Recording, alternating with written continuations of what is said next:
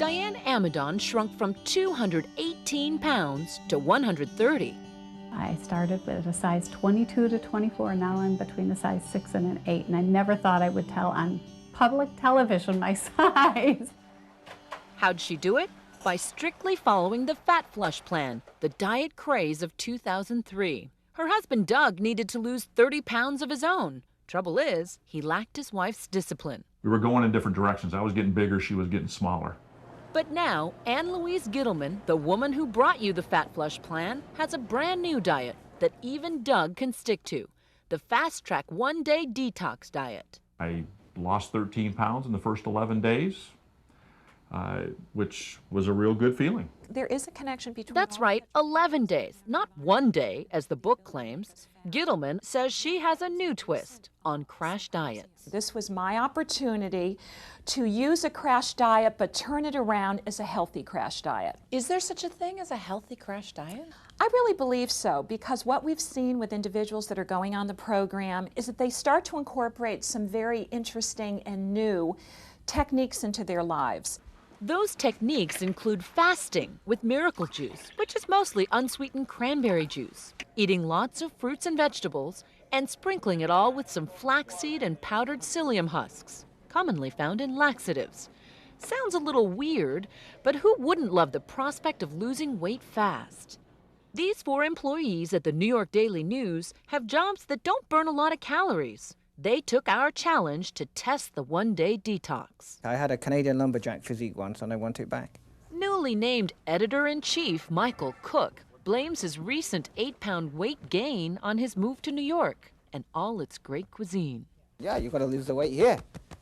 Oh yeah. Rookie reporter Veronica works the overnight shift and admits to a love affair with the M&M dispenser. She wants to lose 15 pounds. Slimmer in the tummy, slimmer in the hips, and, you know, just be slimmer all around, more fit. You really should do this, though. You really need it. And then there's Kevin and Joe, buddies who work in ad sales. They're often out whining and dining clients, which doesn't help the waistline. At least they have each other for moral support. He'll fail miserably unless I am here to help him and be his coach.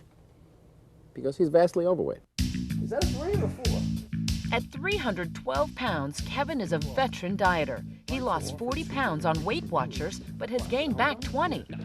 He wants a quick fix to get back on track.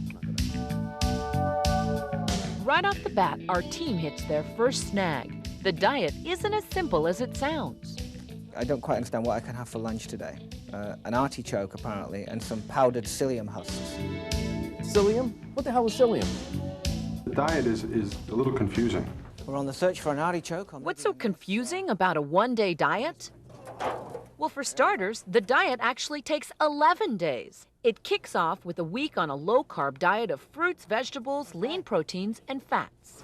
Then on day 8, the one-day part, a miracle juice fast, followed by 3 more days of dieting. You know, it's not about cutting carbs, and it's not about drinking miracle juice.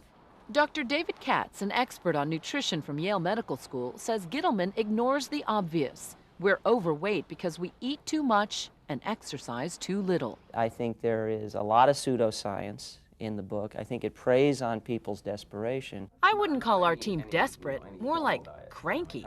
They've had to give up coffee, and it hurts. I don't know what it feels like to come off heroin, but you know, when you see people like shaking, and that's the way I felt. According to Gittleman, there are toxins in our diet that help keep us fat.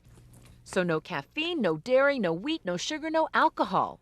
And poor Michael, he just left for a weekend in Acapulco. Now that's temptation. You sit on a beach in Mexico and you put your hand out and all of a sudden it's got a pina colada in it. I mean, it just happens. It's day 4 of the so-called one-day diet. Kevin is seeing results. I think I'm down 3 or 4 pounds. That's good in 3 or 4 days. This is a lug nut off of a tractor trailer. You know?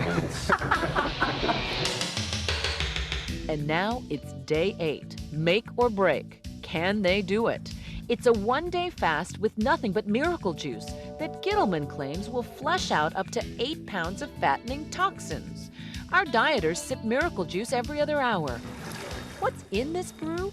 Aside from cranberry juice, it's orange and lemon juice flavored with cinnamon, ginger, and nutmeg. The reality is so many of us are walking around as toxic time bombs. Toxic time bombs? Could this be? Well, no. Actually, it's junk science, according to 8 of the country's leading nutrition experts. They all slammed Gittleman on the notion that toxins make you fat. This is ridiculous. There's no scientific evidence for this at all. How did a crackpot like this get through to you? It reeks of charlatanism. All right. But that doesn't weigh heavy on our team. 24 hours after the fast, they each step on the scale for the big weigh-in. 1 day fast, how much did you lose? 3 pounds. 5 pounds. 0. 1. So does this prove that the diet works? It says right on the cover you can lose 3 to 8 pounds in 1 day. That's absolutely ridiculous unless you want to lose 8 pounds of water, which, by the way, you better gain back in a big hurry or welcome to the world of kidney stones. What about the book's other claims? Detox diet? The body does not require a fast to detoxify itself. Boost metabolism. The only thing that does that reliably is physical activity. How do you respond to people who say, you know, this reeks of charlatanism and that it's pseudoscience? I would say that they have to look at some of my resources and some of my references. And the concept of a 1-day fast, of a 1-day diet, is not that strange. And it may, in fact, really inspire people to make lifestyle changes that will keep them on the healthiest track to eating.